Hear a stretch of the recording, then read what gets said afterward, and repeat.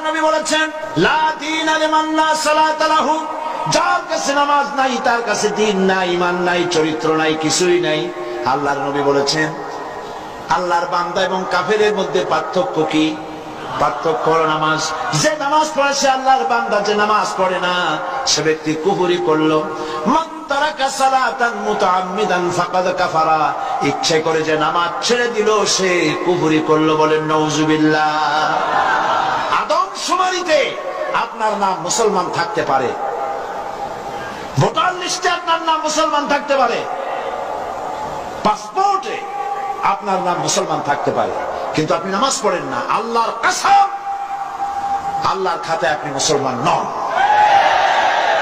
আপনি দেশের প্রেসিডেন্ট, প্রধানমন্ত্রী হতে পারেন, পররাষ্ট্র স্বরাষ্ট্রমন্ত্রী হতে পারেন, পুলিশ আপনাকে স্যালুট দেয়, বিডিআর স্যালুট মারে, সবই ঠিক আছে, কিন্তু আপনি যদি নামাজ না পড়েন, আমার দেশের সদর ঘাটে কুলি বোঝা টানিয়া পেট চালায় যে